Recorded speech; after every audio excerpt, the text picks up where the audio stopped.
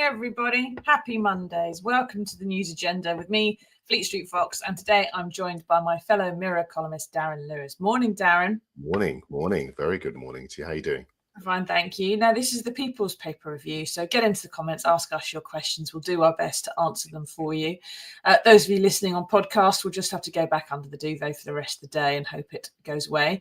So what have we got for you today? Well, the Mirror has splashed on Sarah, the wife of cycling legend Sir Chris Hoy, talking for the first time about how the pair of them will not allow their joint diagnoses of multiple sclerosis and cancer to define them or their family.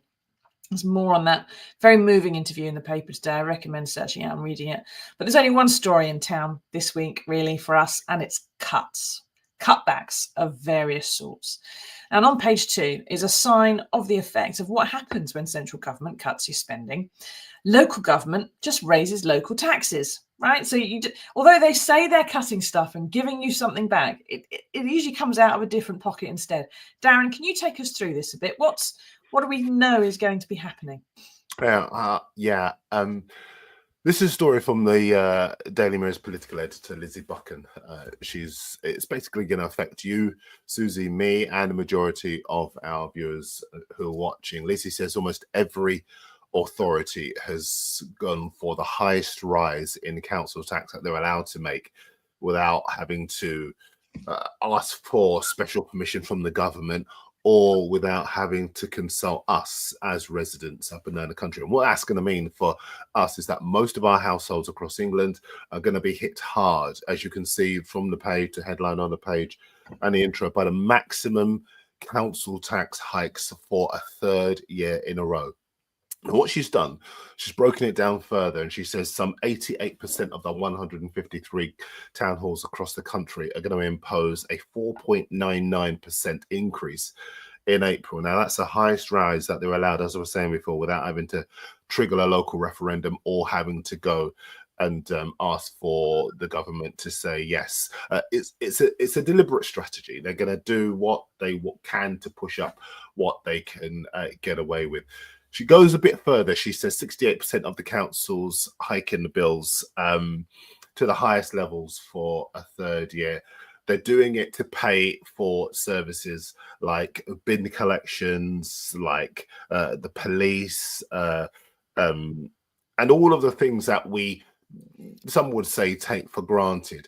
What she says is that only 9 councils' bills are going to go up by less than 4.5%. Just go around the country very quickly before we get into this.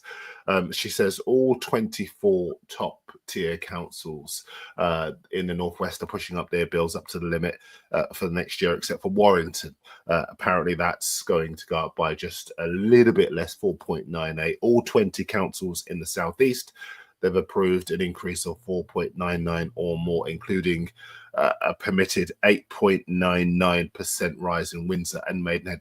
And again, they're doing it because central government's trying to get as much money as they can out of us. They're cutting money to local councils, so local councils are following suit and getting what they can out of us. I'm going to give you very quickly, before we start to talk about this, a couple of reactions from this, because the Local Government Association, they represent the councils in England, they say that town hall funding is falling and the costs and the demands are going up. And the Ministry of Housing as well, housing local communities and local government, a spokesman for them said, while the councils are ultimately responsible for setting their own council tax levels, we are clear that they should put taxpayers first and carefully consider the impact of their decisions. So that's pretty much not me, Gov, saying the right things. But the bottom line is that we are the ones that are going to get hit hardest. Yeah, and of course, the part of the reason that the local councils need to raise some money is because of central government's decisions, not only about funding, but about things like national insurance rises, which they now have to find more money to supply, or to cater for all the staff that they've got at local authorities, who they need to do all the jobs we've just seen in that footage, emptying bins, mending roads, goodness knows what. They all actually cost more to employ now. So that's had to go up as well. Now, what do you think, everybody? How's your council tax looking?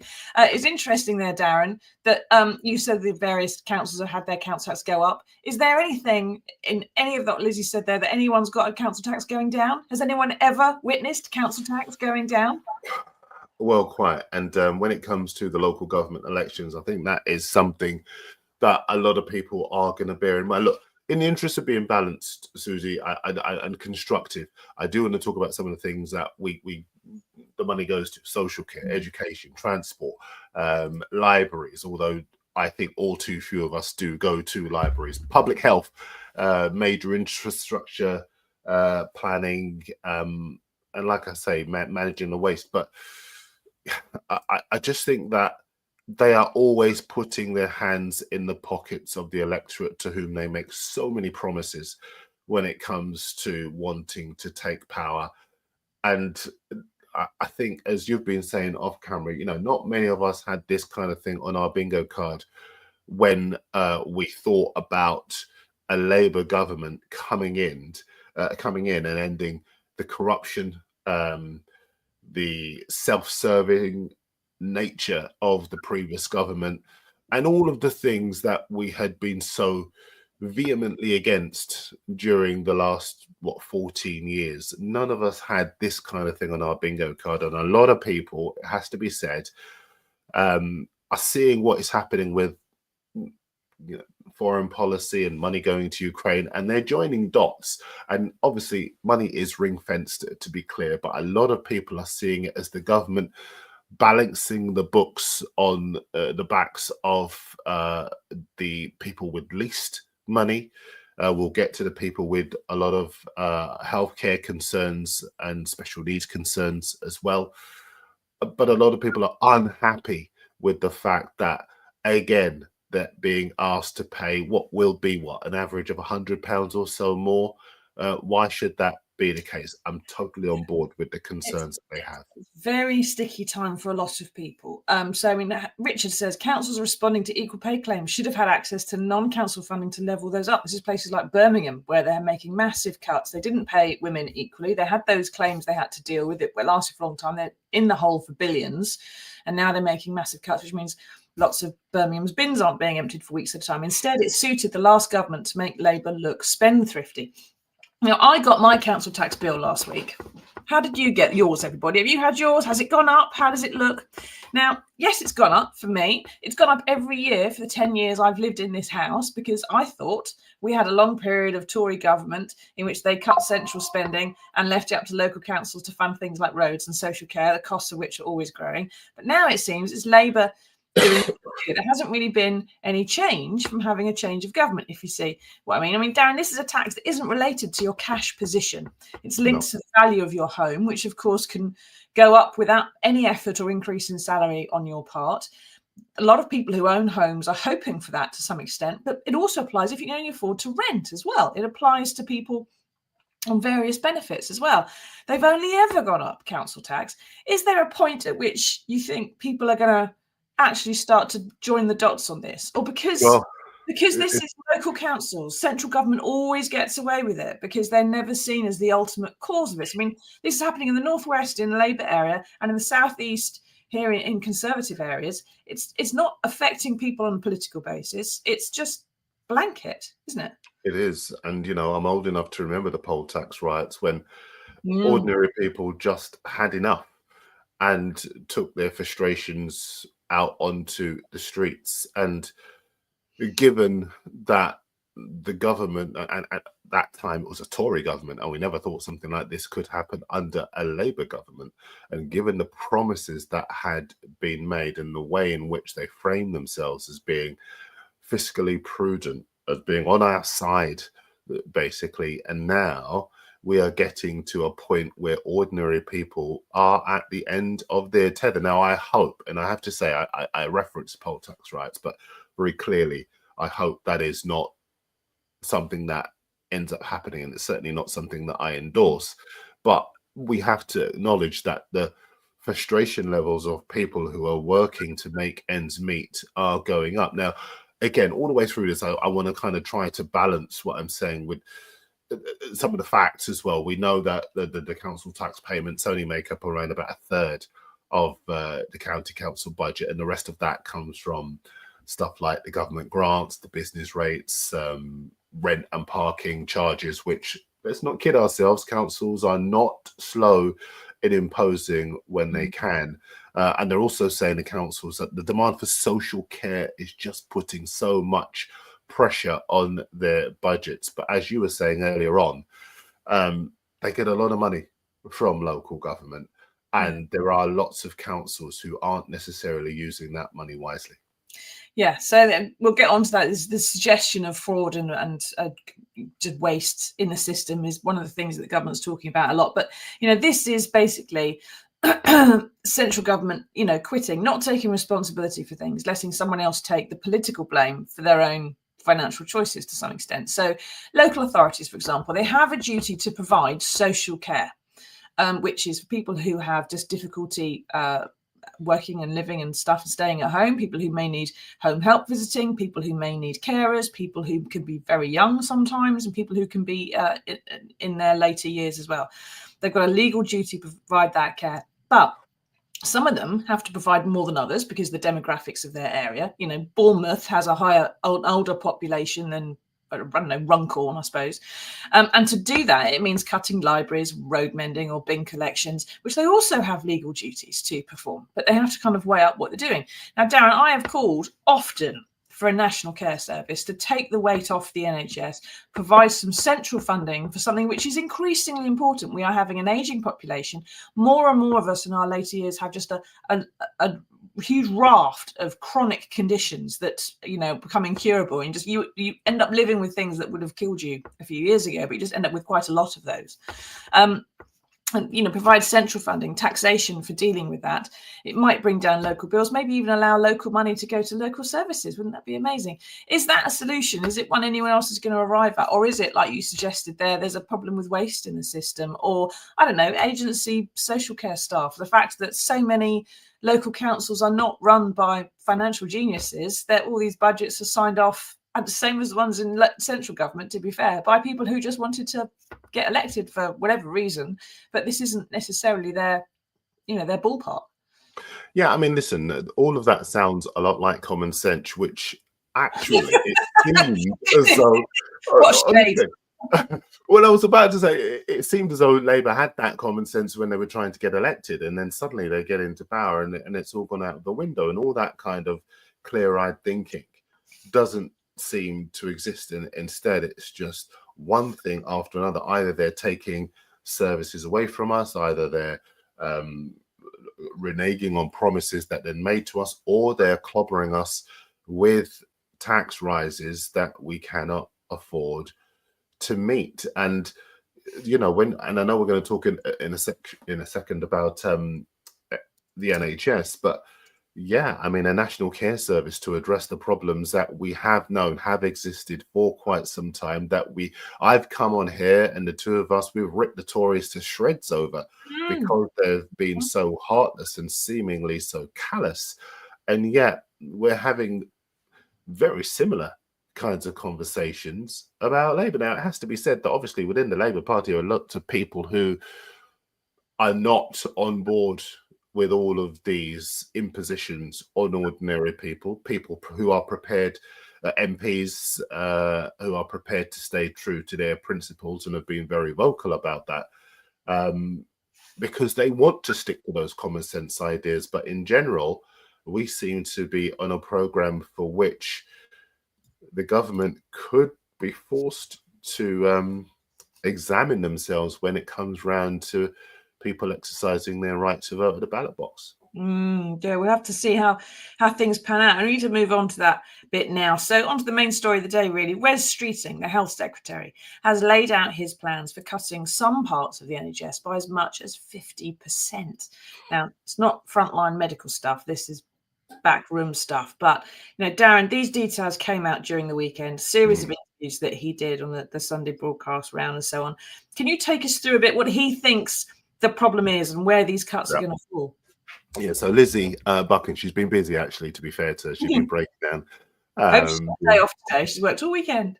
Absolutely. Did you been breaking down the implications of something Wes Streeting, the health secretary, said over the weekend on TV? Was talking to the BBC's Laura Kunsberg. He said the NHS is addicted to spending, quote unquote, and works on the basis at the moment that someone's going to come from somewhere to bail them out.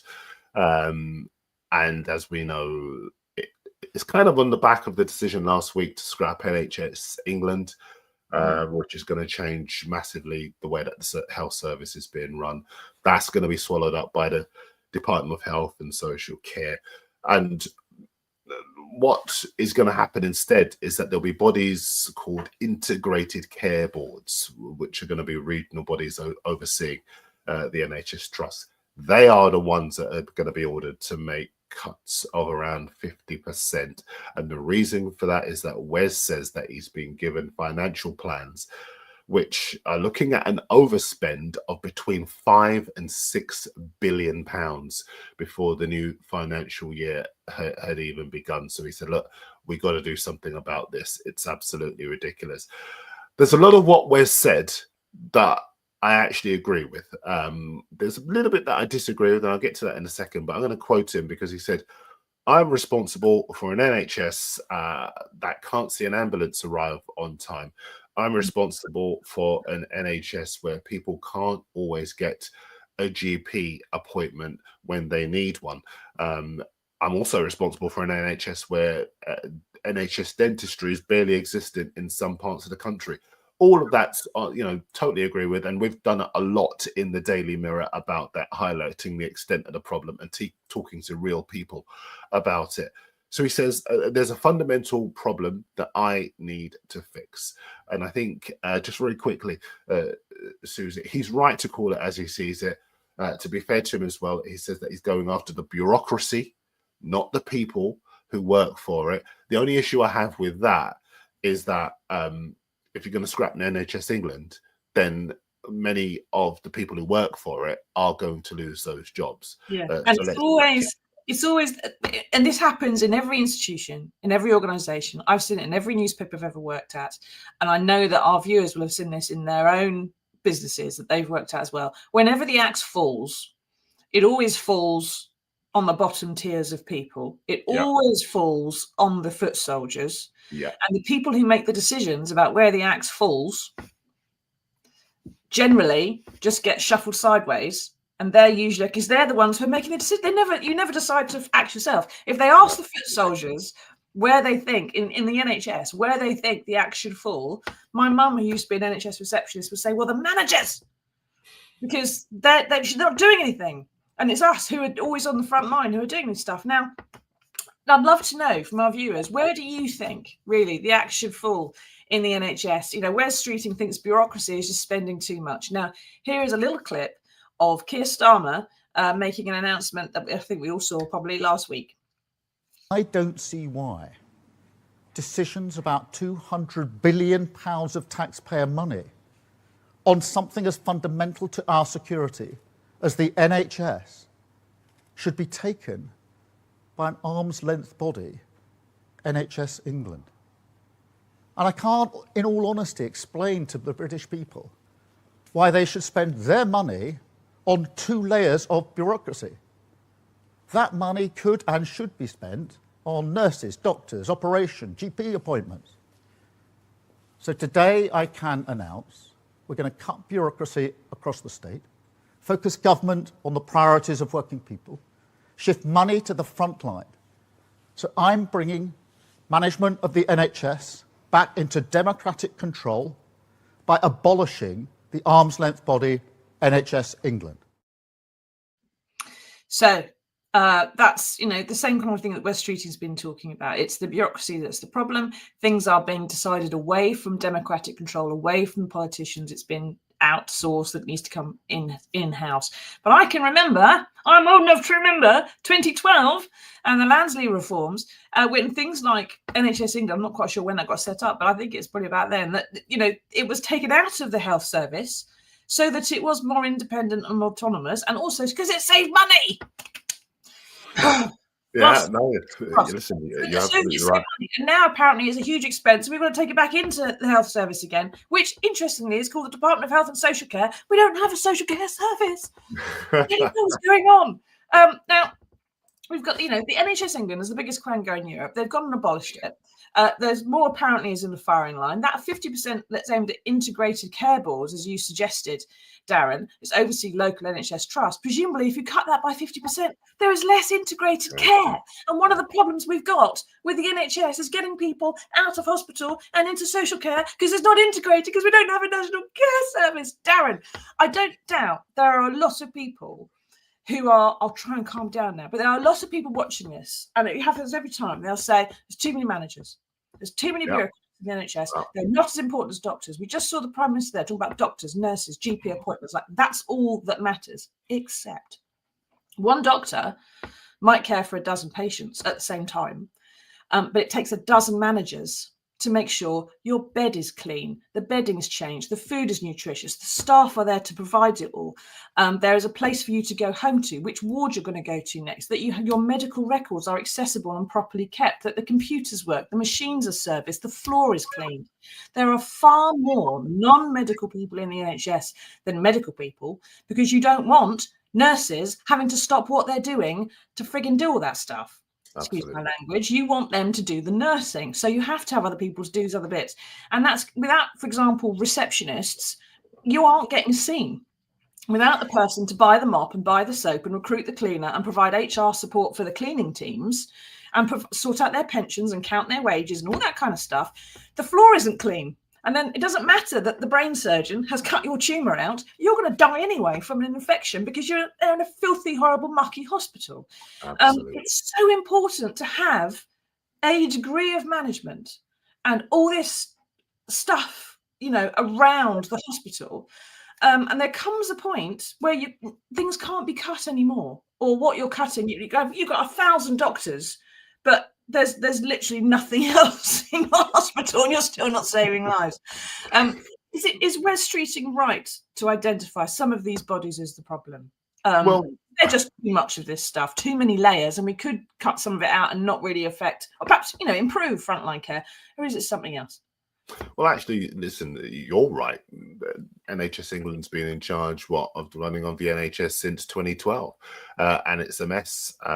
And as you were rightly saying, it's the people who are the managers who are earning the most money. In fact, you could probably employ 2 or 3 people for the money that a lot of the managers are on within the NHS. And those people would probably do a more effective job than some of the pen pushers who are running around attending meetings, but not ultimately doing very much. And I can't help thinking that some of this kind of new energy that's being directed within the NHS is coming from the winds that are blowing stateside in a much less constructive way. But I certainly do think that the way that you've just described the NHS is a way that a lot of ordinary people experience the NHS and the bureaucracy that a lot of people have, which ultimately, let's not kid ourselves, turns people away. The people who don't want to have a lottery in the morning to find out whether or not they can get a doctor's appointment, the people who don't want to go through 2 or 3, 4, 5 different layers if they go to A&E or whatever. There are lots of problems which the NHS, which are seeing the problems that ordinary people face, spike, and we're wondering why that's the case. And you've just set it out right there. So look, one of the things that Wes said was that it's not austerity. Rachel Reeves has put £26 billion into the health service for the year ahead. But as you've been saying, if you're going to cut by 50%, then you're getting less, not more. Things are pretty austere. It's not austerity, but we're going to have things that are going to be austere. I mean... Now, and I'll just very quickly quote you. I've got on my screen, not on my other screen here. Unison have been speaking about it. Helga Pyle, she's been saying, forcing trusts to spend less and slash their deficits is going to mean cuts to services and redundancies for essential staff. That won't get waiting lists down, nor will it improve patient care. And as we've been saying, basically Labour voters are going to be let down. And they're absolutely going to I'll give you another quick example. So I went for an MRI scan on something which turned out to be completely clear, which was a big relief. But they got me on a Saturday, which I was very chuffed by. And that was one of those things which Wes Streeting has brought in to have, scans and checks and stuff at the weekends when the NHS so often was shut, so that you could actually use that time and bring down waiting lists. So they got me in quite quickly. I went through the MRI. I felt a bit of a fraud because there was a little baby in before me who was getting MRI for something awful. But the receptionist who signed me in turned out to not be the receptionist. She was a nurse who was having to man the reception desk because the receptionists don't work on Saturdays. The computers to sign yourself in at the hospital, the front of the hospital, where it's a touch screen, just tells you where to go, right? Which is another labour-saving device. They had a big sign on saying, not in work at the weekends, not in operation at the weekends. Why? It's a machine. It doesn't need the weekend off. The whole point of this stuff is it's just casting off. What? Presumably because it's knackered, or the person who was supposed to maintain it is having the Saturday off. Going this nurse then who signed me in, booked me in, did all the forms. Then she had to cannula me and do a bunch of other stuff that obviously a receptionist can't do. And she was an agency nurse.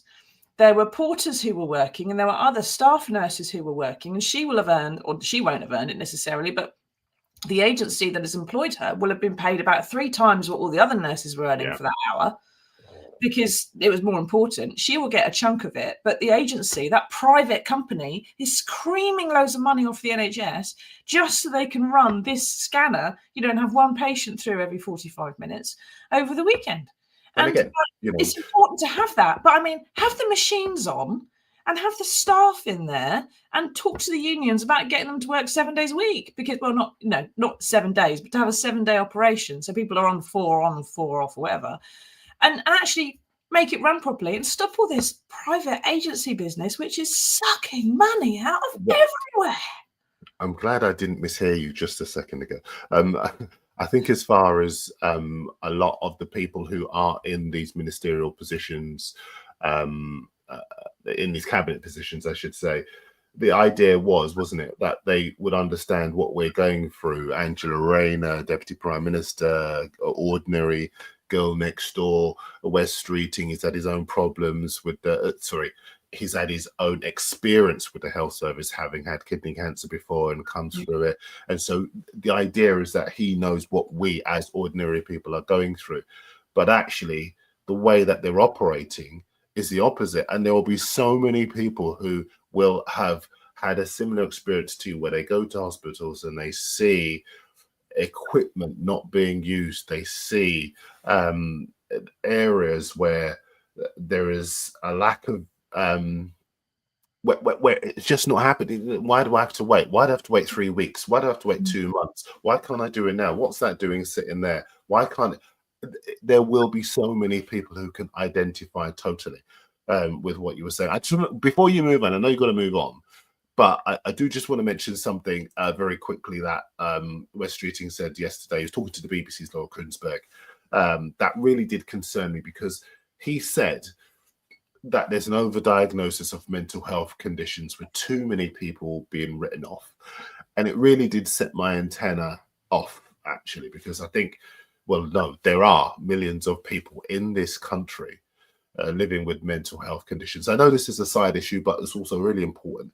Lots of people will living with mental health issues that got zero hope. They've got to wait years, for example, for CAMS, which is the Child and Adolescent Mental Health Services.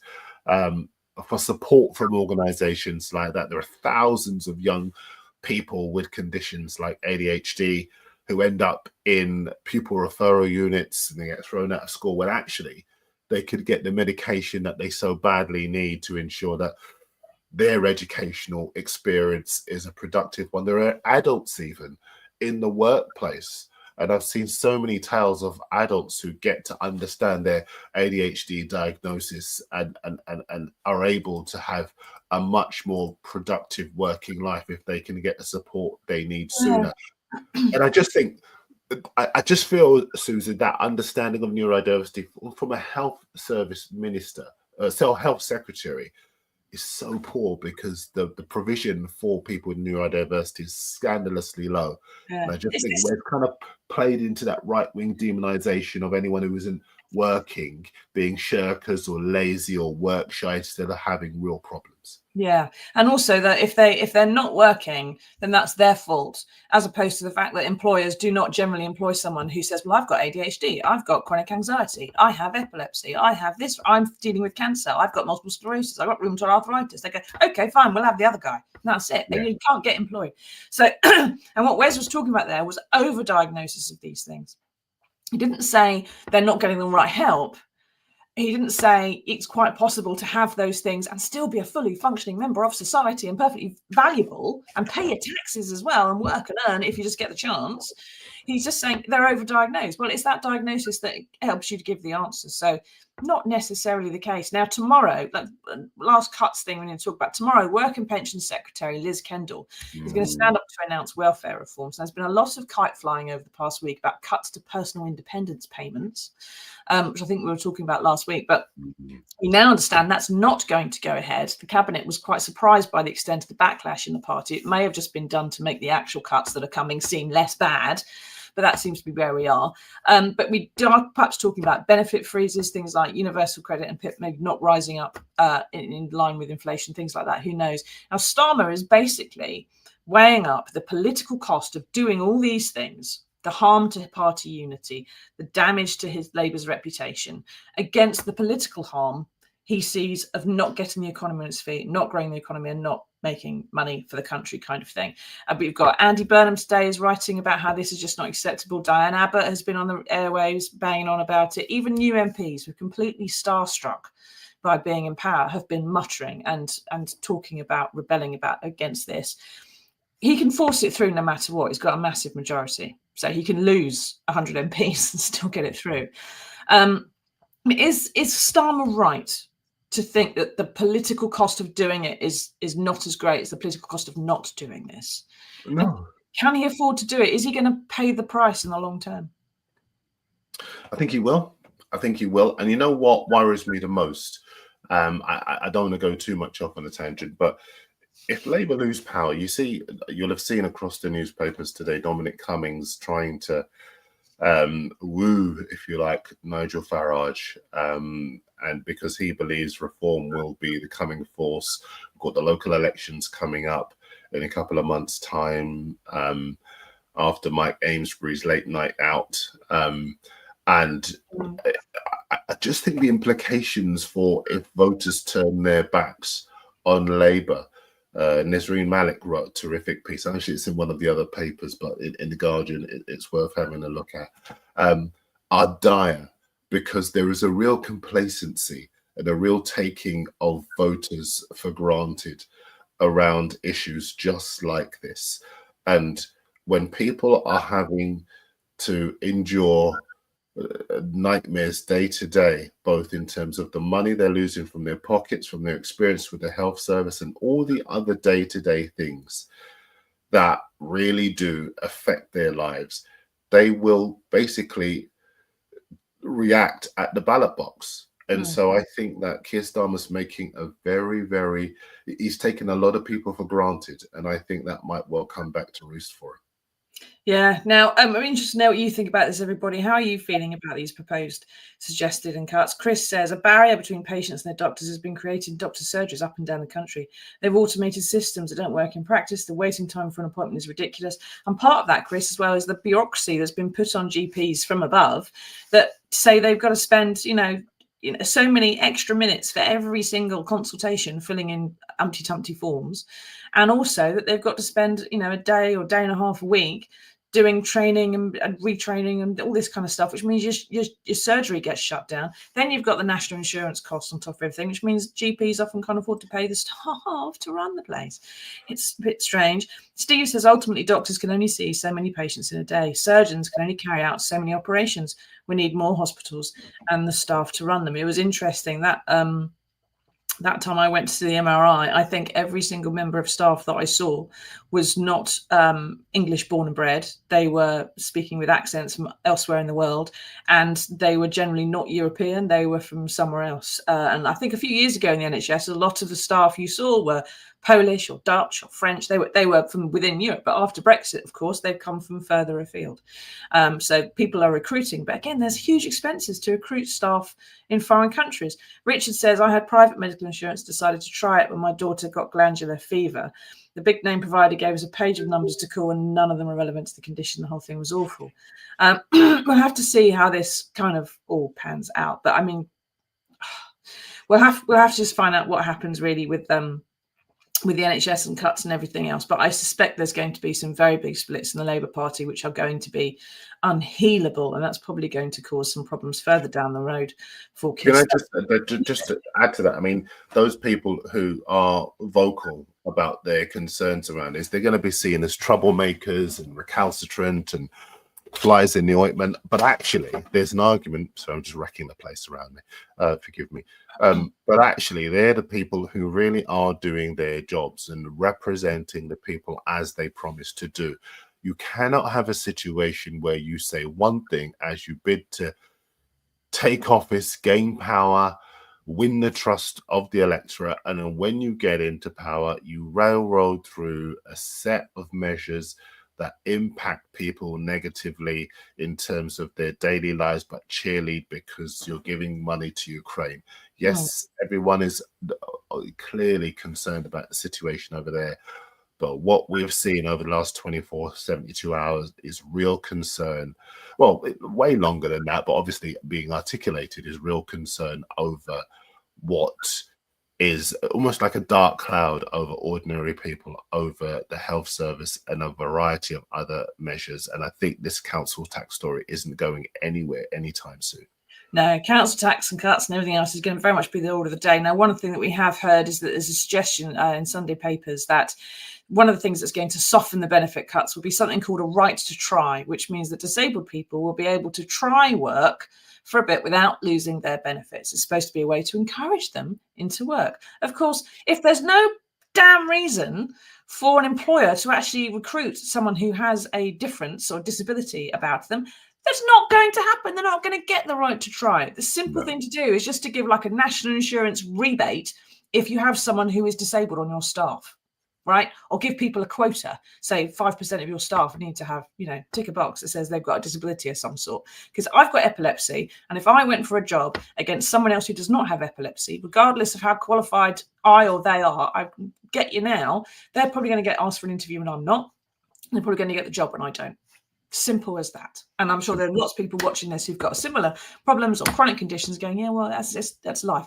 Why can't we just give some people an incentive to employ those who have something else going on with them? Because it can be a benefit, for goodness sake. It makes you more empathetic. Maybe they should be in government. Now, thank you for that, Darren. We have, though, however, we have managed to find some good news in the world. Here it is.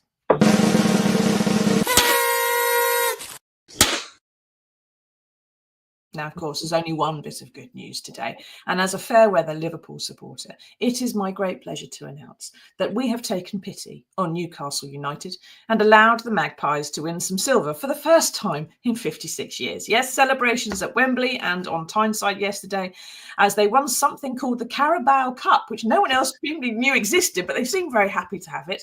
I wasn't aware anyone even wanted it, but they did it by beating top flight team of the moment, Liverpool, 2-1. Well done, lads. Anton Deck are delighted, as you can see from those photographs. Darren, is this proof that if you wait long enough, perhaps Saudi Arabia will lend you the money to sort it out? Oh, they look as though they're laughing at that gag as well. That was really good. Yeah, it has to be said that it's not quite the fairy tale we're framing it as. I mean, listen, Newcastle as a club, terrific people, but it has to be said that they are funded by a nation state, and that has enabled them to be able to buy the £63 million striker who scored the second goal, which turned out to be the decisive goal, and their captain Bruno Guimaraes and many of the other top players in the side. Now, what I would say is that for Newcastle have been through a terrible, terrible time before the arrival of the Saudi Arabia PIF. With their previous owner, Mike Ashley, who didn't want to put money into the club, and they spent lots and lots of seasons fighting against relegation to the Championship and getting managers and sacking managers. This now is a huge, new, exciting era. And I have, I have a bit of sympathy with the ordinary fans. It's not really their fault who takes over their club. No. And so yesterday was a terrific day. I was there. It was a great day. They played exceptionally well. And Liverpool didn't. Liverpool just did not turn up. And for a side, I think they're 13 points clear at the top of the Premier League. That was quite striking. But for Newcastle it's the Carabao Cup, Darren. They were just having Sunday off, frankly. Feet up. All right, lads, you can have that one. Well, indeed. I mean, there were still small things to come out of yesterday. I still can't tell which one's which between Ant and Dec. It was for Arne Slot an opportunity to win a first domestic cup competition, and he didn't manage to do that. But overall, a really good story, not really nice, feel-good story. And what we especially like, I used to be a football journalist, of course, before I was a columnist. What we really like is when new teams win. These established order always wins everything, whether it's City, whether it's Liverpool, Chelsea, obviously a couple of years ago as well. Now it's Newcastle, and this in particular is another reason why it's a nice story. But as you say, and before any of the critics and all of the people who want to chuck cold water over it, before they pipe up, you're absolutely right. You said it first, Susie. The Saudi Arabians will be delighted. Yes, exactly. Well, maybe that's the solution for the NHS. We'll just ask Mohammed bin Salman to come in and sort it all out for us in return. Well, didn't Keir Starmer go to the Middle East to try to tout for some funding a few months ago? I seem to remember. It might have been Qatar. I'll have to have a little look. Anyway, the good news for Newcastle, pity about the council tax, but we'll see how it all pans out, won't we? It'll come out in the wash. Liz Kendall is making her announcement on welfare reforms tomorrow, so I suggest sort of tuning into these channels then and see if we're carrying it live. I hope we are. Thank you very much, Darren, for your time taking us through that this morning. Thank you, everyone, for taking part. We will see you all again on Wednesday for another edition of the News Agenda. Until then, everybody, stay safe, take care, pay your council tax.